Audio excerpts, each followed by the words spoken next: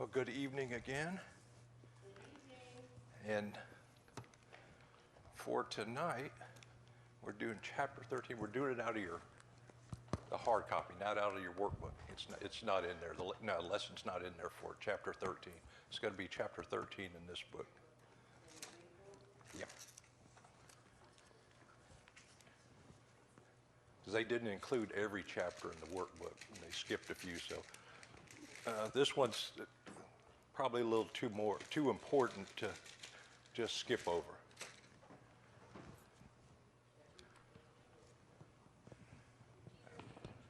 That's it, Peter in the future. Okay. Again, as we study Bible prophecy, especially events concerning the last days, information can be a bit overwhelming if we allow it to be, but always remember what the Apostle John wrote. You have got little children and have overcome them, because he that is in you is greater than he that is in the world, correct? We always keep that in mind. All right, Peter in the future. One of the last books in the New Testament to be written was 2 Peter. Like many of the other apostles, he was moved to warn the church that there shall come in the last days scoffers. He was right on target for one of the many signs that we could be living in the last days is the enormous increase we've seen in false prophets, false teachers, scoffers, particularly in higher education, and others who deny that Jesus is coming back again. And when we talk about scoffers, you're talking about the type of people that don't believe in the supernatural. That they're trying to dilute the Bible, saying, well, that's just all myth. It's like Greek myth, like Roman myth. It's just a myth. It's not true.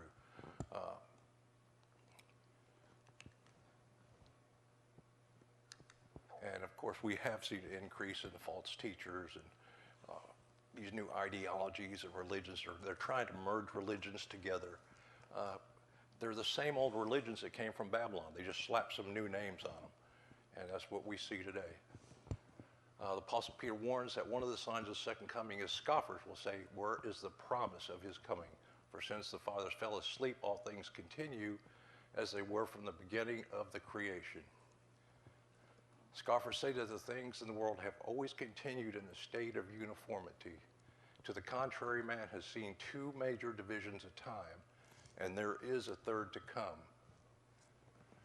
The first, which was terminated by the flood, is called by Peter the world that then was. The present world he calls the heavens and earth, which are now. The third and second coming of Christ, we will see a new heaven and a new earth. And I want to get back later to the world that then was, because it may have more than one meaning. Not everybody believes it, but it's something that I adhere to, that from what I've studied, I kind of, to me it has like a dual meaning, but I'll get back to that. Peter clearly teaches that this world has undergone one earth-shaking catastrophe and will experience yet another. The first one, the flood, changed the order of nature in the atmosphere and on earth. Consequently, the present order is not sufficiently similar to the one before the flood to provide us with accurate indications of what the world was like. Scientists who draw conclusions from present conditions and apply them to conditions before the flood inevitably arrive at wrong conclusions. Now, what it had mentioned before, uniformitarianism, you could change out that word with Darwinism. All that says, uniformitarianism, things happen gradually over a period of time. So that's where Darwin got his ideas, that things change uniformly. Also, it means that yesterday was like today, and today is like tomorrow's going to be like today. It's just going to go on like that. What they're trying to preclude is any supernatural intervention or even natural ones that we can attribute to God, like passing a judgment or something like that. And we'll get a little more deeply into that. And, well, one last thing. That last part, scientists who draw conclusions for present conditions and apply them to conditions before the flood inevitably arrive at wrong conclusions. Now, in archaeology, anthropology, anything to do with history, when you study it, you'll get facts. You'll get a certain set of facts. Now, the scientists that are involved in that, they come to their own conclusion. They take the facts, and they will come to a certain conclusion. Well, this guy over here is going to have the same set of facts, and he's going to come to a completely different conclusion. So basically, you're talking about the opinions of archaeologists or science based on the facts that they have. But it's still their opinion. Unless it's absolutely proven, it's still a theory. And an example of that, I remember in the 70s, where they're coming out with these movies about overpopulation. And I read a science article in the 70s that said, by the year 2000, every person on Earth will only have 6 square feet of living space. How did that turn out? And that we were going to have another ice age. What we have is global warming, and then you have the cooling. So you can't take a certain set of conditions and extrapolate it out over a period of time, because it doesn't always work. There's always conditions in between that change. The death rate may have gone up. We don't have the same population increase. The levels have changed. And there's other conditions that have changed that would hinder it from becoming, like they said, just the 6 square feet of space. There's lots of conditions that can alter that they don't take into account. They can't foresee it.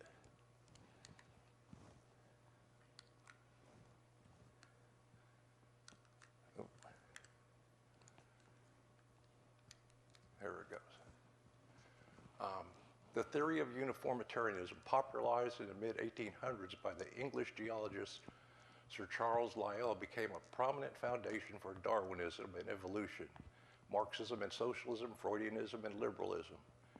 In fact, it fostered many of the evils that beset our society today, and it is propagated by many of the most intellectually trained members of our culture. And uniformitarianism itself, geologically speaking, uniformitarianism is the idea that geological processes, that is, rates of erosion, uplift, etc., are essentially the same today as they were in the unobservable past. According to this principle, we should be able to make accurate determinations about processes in the past simply by observing processes in the present. This principle is often summed up in the phrase, the present is the key to the past. A strict uniformitarian would look at a canyon with a river running through it and see millions of years of gradual erosion caused by the river. And like I said, you cannot do that, what they call climate change or heat increasing. The same thing happened in the 1500s. And nobody was driving SUVs or flying jets, so where'd that extra CO2 come from? It's a cycle.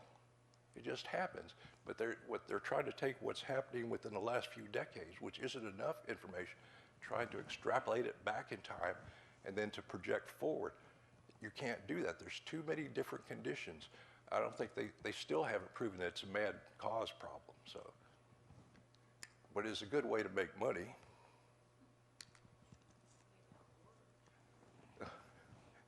Uniformitarianism simply refers to the idea that the present uniform processes of life are sufficient to account for the origin and development of all the Earth's physical and biological phenomena. This view dismisses any possibility of a divine intervention via catastrophic events designed by God to judge his creature, man. What's fascinating is that almost 2,000 years ago, Peter, an untrained Galilean fisherman, predicted that scoffers would say, all things continue as they were from the beginning of the creation. That is exactly the philosophy of our day. Gradual progression from a spontaneous beginning through millions of years to present order of things reflects what evolutionists teach. Once you suggest a catastrophic interruption in that theory of the uniformity, they scoff. They have an agenda. And they will try to take facts to force their agenda to prove that it's right. And you see that, while you see that so many professors and everything, they get grants for their certain studies. If something were to utterly change what they are studying to prove it false, they get no more money. So it's in their own best interest to continue with that agenda and try to find support for it. And there's things that Darwin didn't know in his day, or any of the scientists. They didn't understand how minute cellular structure was, what kind of miraculous engine it was to reproduce itself. They had no idea. So they just based evolution on that. You came from goo, and this goo would change. There's so much more to that. But they never did see it. If they tried to come up with that theory today, it would never pass muster. Yes, Warren. Studies have shown that in nearly 100% of the cases, that the conclusions drawn by scientists will be consistent with the previous beliefs of whoever is funding the study. Exactly. And that's true. But one of the big stumbling blocks for them is mathematics. If you're talking about species slowly coming along, some parts that change have to change in a complete unit. They can't gradually change. Like you can't have partial vision in an eye, or just have an eye that doesn't do anything. It has to be fully functioning in order to be present. And when they figure out how long would it take for a generation to produce this kind of change or that kind of change, there's not enough time. If you counted the universe as 15 billion years old, there's not enough time for each try to get at a certain place in evolution. There isn't enough time.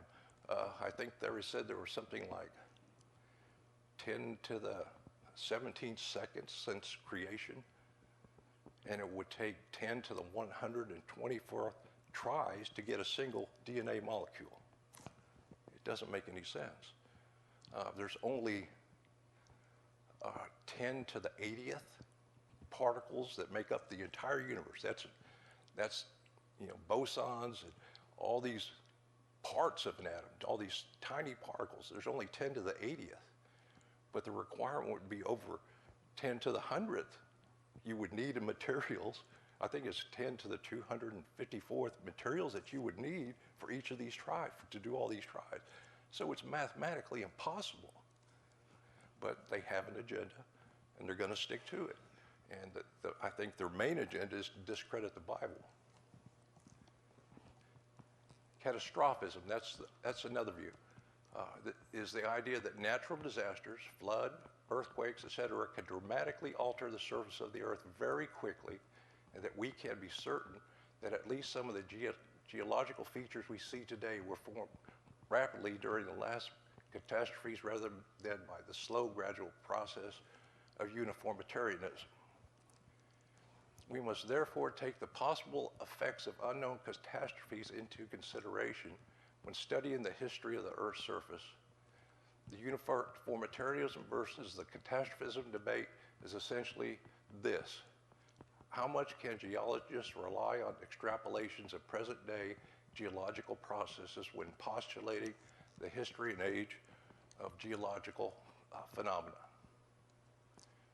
When confronted with the growing evidence against uniformitarianism and Darwinian evolution, some of it supplied by non-Christian scholars, many people wonder why scoffers are so blind.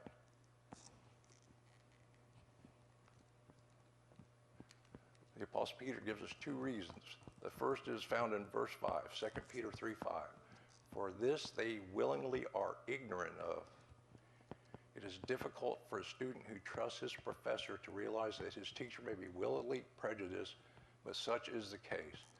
The unregenerated minds of believers resist the idea of God's intervention in human affairs. Again, this speaks to professors that rely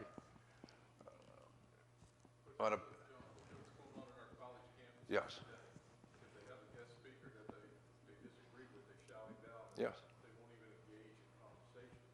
And so, these are institutions of learning. But if you're going to shut out a particular viewpoint, what are you learning? That's called indoctrination. Yes, yes, it is. That's what's happening. Yes, and it's most of the time it's contrary to the school's agenda. That's all it is. That's all it is. And you're talking about a professor's paycheck. If the truth comes out and he loses that position, he's not going to allow that. So even though he knows better, even though anthropologists know that evolution isn't possible, they'd be out of work if they continued to pursue, if they didn't pursue Darwinism.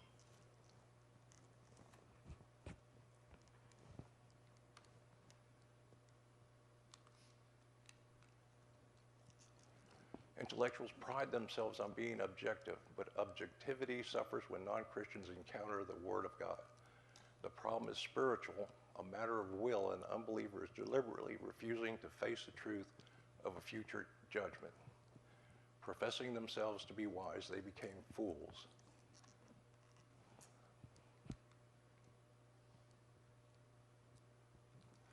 Long before geologist Lyell promoted his theory of uniformitarianism, he was an atheistic humanist. As such, he rejected the biblical record. It is not surprising that he would arrive at conclusions opposed to the teaching of the Bible.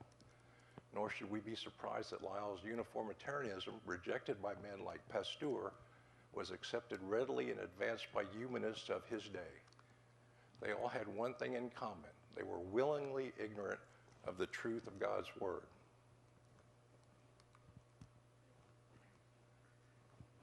Humanism is a doctrine, attitude, or a way of life centered on human interests or values, a philosophy that usually rejects supernaturalism and stresses an individual's dignity and worth and capacity for self-realization through reason. In other words, it says you can become God. You don't need a God outside yourself. You can become God yourself. That's some of what Joel Osteen's preaching out there. Yes, your best life now. Your best life now.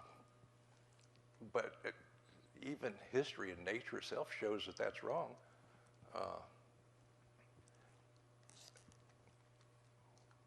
Creatures do not become more sophisticated over time. There's a degradation at the cellular level, at the DNA level. You become less. That's why one of the reasons lifespans were shortened after Adam and the early church fathers and those generations there. After the curse, things started to degrade. And directly as a result of the curse. So we're not getting smarter or better. We're getting worse. We may invent new things, but they're always a two-edged sword. You get one benefit, but the same thing you invented may also kill you, just like food additives. Sure, you can keep food on a shelf for 5 years, and it can, but what they put in it is going to give you cancer in 10 years. So it's not always a benefit. You have to weigh on both sides, but unfortunately, because of the pursuit of wealth, they go ahead with this, with the idea, well, when those bad things finally start happening, I'm not going to be alive anymore, so what are they going to do, sue me?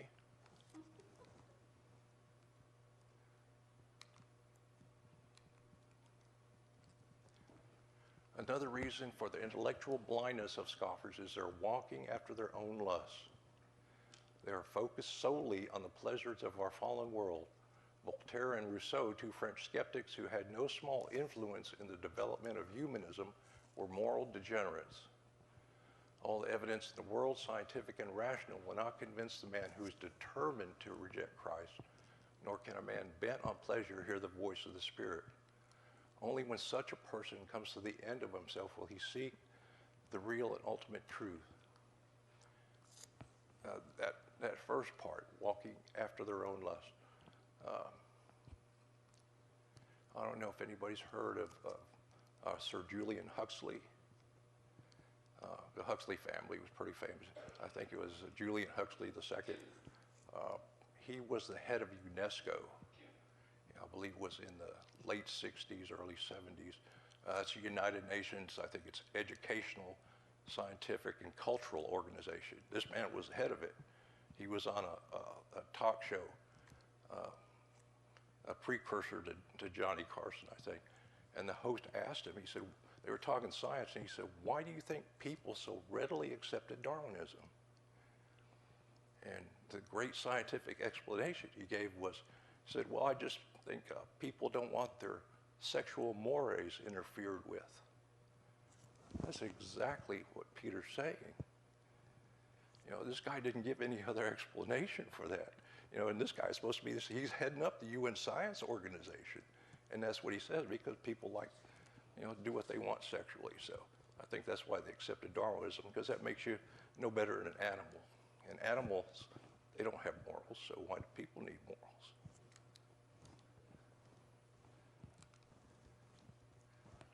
The judgment of the scoffers. Those who reject God for the satisfaction of immediate lust almost universally reject the idea of eternal judgment.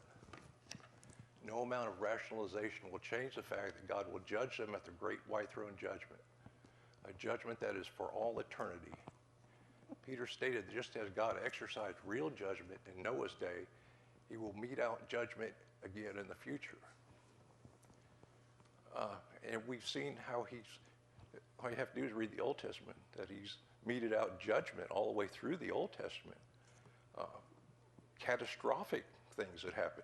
He used his own laws of physics to an extent. That's why some scientists today can explain some of that. Well, that's just a natural happening. But as you read Joshua chapter 10, when he fought against the Amorites, and we've all heard of the long day of Joshua, that the day extended, the sun was up a full 24 hours. And God rained down hailstones. Well, there's a theory, it was put out by a man named Emanuel Velikovsky. In the 50s, he wrote a book called Worlds in Collision, where he talked about Mars having its orbit altered. It could have been a wandering planet passing through the solar system, but what it did is made Mars orbit more elliptical. So that meant that Mars would have close pass-bys of the Earth. And I mean, really close. I think there's a list I have of, I think, 8 events or 8 periods in history where they had close pass-bys. The furthest pass-by from us was 200,000 miles, which is 50,000 miles inside the orbit of the moon. So that tells you how close Mars came by the Earth. And when it came by, they predict that the Earth probably would have had land tides, the land, not the water, land tides of 80 feet. So there would be massive earthquakes all around the globe. And he was proposing that the long day of Joshua might have been a pass-by of Mars, which slowed the rotation of the Earth. Depending on whether it passed on the inside of the Earth or on the outside, it would either speed up or slow down the rotation. So the theory is that it slowed down the rotation for an entire day. And scientists would say, well, yeah, it's possible. But you read the part about the hailstones. How did the hailstones separate an Israeli from an Amorite? How did a hailstone know to hit an Amorite and not an Israeli? They were all on the battlefield together. So even though scientifically it's possible, it's not possible. It had to be the hand of God that directed those hailstones against the Amorites. So even though God does use natural disaster in his judgment, you can still see his signature on things like that. John, do you remember anything I read years ago about NASA? Through some of their calculations and something wasn't adding up, and one of the engineers recalled, Joshua affidavit once they factored that in. It came out even. And it's not only in the Bible. The Chinese have a legend about the long night in China. So it matches up with it. And also on these pass-bys, when Mars would pass by, it's going to have a tail of meteors, rocks falling behind us. So that could be the hailstones that started coming down. But like again, God targeted it. And how far in advance would God have to range for Mars to be pulled out of its orbit? And on that particular day, when Joshua was fighting Amorites, that particular day, Mars came close enough to where those boli would come out from space and strike the Amorites only. I'd say before the solar system was even created, or we probably know before the universe was created, God already had that in place. That was going to happen.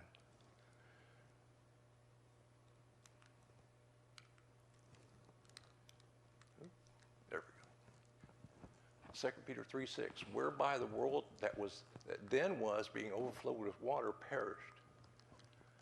But the heavens and the earth, which are now, by the same word, are kept in store, reserved unto fire against the day of judgment and perdition of ungodly men. In verse 7, Peter also said that just as God's word sustains the world, which is hung in place on nothing, so will his word regarding judgment be fulfilled. Man may not like the idea of judgment. That doesn't change its certainty. Now, I had mentioned before where it says, whereby the world that was then, along with the theory of the gap, it could be a double reference. It could even be referencing the world before God remade it in Genesis. When it describes the earth was covered with water because the Spirit of God hovered above the face of the deep over the waters. It's a possibility. When you read all the materials concerning that, it's interesting, but like I said, that's something that I adhere to, that I believe in, and the more I read about it, the more plausible it seems. But hey, I'm not absolutely correct. I won't say, yeah, that's just the way it is. That's one of those things. If you look into it for yourself, there's so much stuff written on things like that. Even if there was a race before Adam, it wasn't made in the image of God. I can tell you that. That's what makes us special. That's what would make us different. You can have a soul and not have a spirit. A soul is merely the software that makes up our functions, our memory, our desires, our emotions. That's the soul. The spirit is something that God has breathed into us.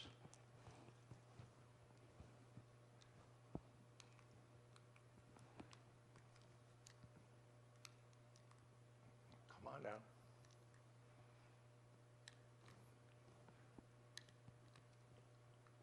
I may need some help there, Mike.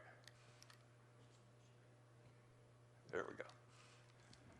The mercy of the Lord. The Lord is not slack concerning his promise, as some men count slackness, but is long-suffering to usward, not willing that any should perish, but that all should come to repentance.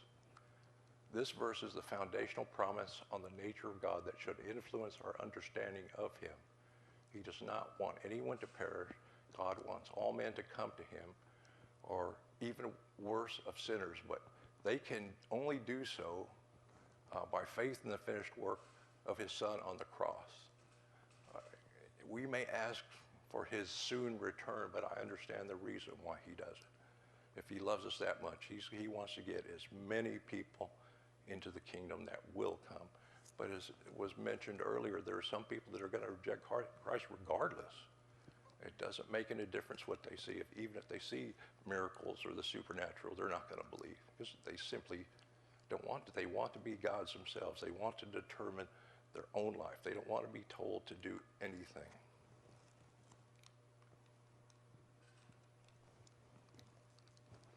In spite of God's long-suffering and mercy, the majority of mankind will reject him, even during the tribulation. However, when he comes in power, called by Peter the day of the Lord, he will destroy all those who have rejected his offer of salvation. Isaiah 34 gives more detail, but this day of the Lord signals that time when, at the end of the millennial kingdom, God will destroy this sin-cursed world.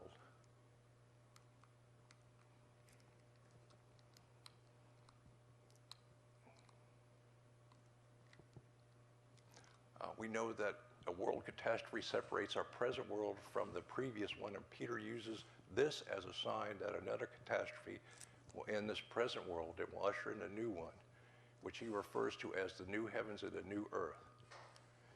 In light of this, we are challenged to be diligent that ye may be found of him in peace, without spot and blameless. When we remember to keep this eternal perspective, we live more holy lives out of concern for lost souls.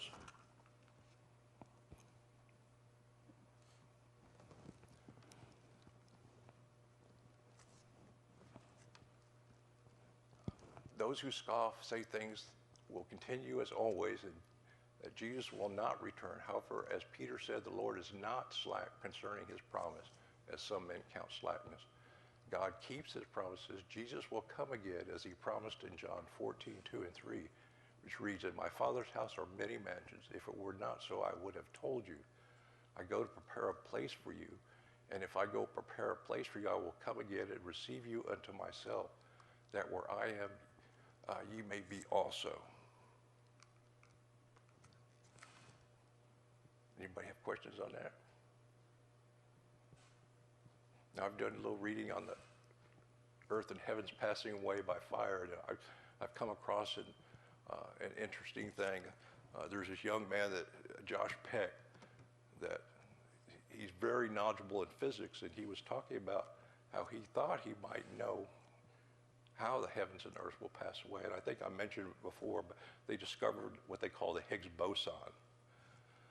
They call it the God particle, but not in a complimentary way. That's not what that means. It was so hard to find, they call it the God something particle. But they discovered that it's the basis of mass. It directly affects the mass of things. And it has a power level that rests a little below zero when it's at rest. It's not like gravity. If there's no gravity, gravity rests at zero. This one is a little bit below zero. And what their theory says that if you bring that power level up, it's like you have a small dip in a hill right here, and the power level's down here below that crest, and then on the other side of that little rise, the hill just shoots down. If the power level is increased on that particle enough to get it to the top, and it starts going down, the universe will come apart. It'll literally burn up. The mass will be completely destroyed, and it would happen probably at the speed of light or faster. So that's one theory. I used to hear, well, it's probably going to be the sun explodes or something, but no, he said new heavens and a new earth. That means, to me, the heavens is the whole universe. And that's just one possible way that could happen. It's interesting reading once you get into it. And another thing I wanted to mention, has anybody ever heard of Major John Powell? And this has to do with evolution. Major John Powell was the first guy to be in charge of the Smithsonian. A man named John Smithson, he was a chemist, and he was very wealthy. And he left in his will a whole lot of money to the government. He said he wanted to establish an institution or something that would help people gain knowledge. And the government thought they were trying to think of libraries or maybe agriculture or medicine. That's when they came up with the Smithsonian to collect artifacts and cultural things in this museum in the history of the United States. Well, the guy that they put in charge, he was an archaeologist, and he did a lot of digs in the Grand Canyon, and he found a lot of cave drawings, ancient stuff. So he was well known and very prominent. Well, he believed strongly in Darwinism. So he said anything that is against Darwinism or could prove it wrong, we're not even going to look at it. We're not going to include it in the museum. It became known as the Powell Doctrine, and that is still in place today. He was an intellectual snob. He would explain things to people, and if you didn't understand or you disagreed, he made you feel this tall. He made you feel like you were an idiot. And unfortunately, a lot of scientists went along with him. His successor at the Smithsonian adopted that, and they officially made what he wanted, the Powell Doctrine. That's what they called it, the Powell Doctrine. And he came up with a list of limitations about the artifacts. And the main thing he was trying to dispute is giants in the United States, because they kept finding these giant bones in Indian mounds. And I don't mean 20 to 30 foot tall giants. I'm talking about people 10, 12, 15 feet tall. That's still a really good size. They would keep finding these, and he discounted them. He said, no, that they hid them away or they destroyed them. Did one or the other. And he put out a statement on limitations on these finds. And one of them, and he made a statement that, if we were to include these things, it could completely disprove Darwinism. But having been said, when we find these things, we're going to look at them through the lens of Darwinism. And if it disagrees, then we're going to discount them. This is circular reasoning. That's all that was. And so that's why another reason why Darwinism is so accepted. To anything that is going to prove the Bible correct, they want nothing to do with it. But I wanted to get that in. It's a little bit of the history stuff behind it. You wonder why all these bones that they had, that you read about, found in history, where are they? Well, they're being destroyed. They're being hidden. The Catholic Church is doing basically the same thing. Anytime in Europe, and they found a lot of them in Sardinia. And anytime somebody in Sardinia would dig these things up, the Catholic Church would come in and take them. And then they would build a church on top of the ruins of where the bones were found. So they're even complicit in covering up or diluting the Bible, trying to prove the Bible wrong. So it's interesting reading. You can find all kinds of things on it. So does anybody have any questions about any of that? John, I was reading recently something about they found one giant skeleton like almost 40 feet tall, which would fit in with Enoch's Oh yeah. writings. Now here in the United States, I don't know if they was that in the U.S.? I think so. Because in Turkey they did a major highway project, and they were routinely finding giants 20 feet plus. So I'd like to see the bones. I don't know if I'd risk going to an Indian burial mound and digging it up. You know, they're going to throw you in federal prison for that. But that's where a lot of them are. So. I don't see a lot of them. That was one of the skeleton. Yeah.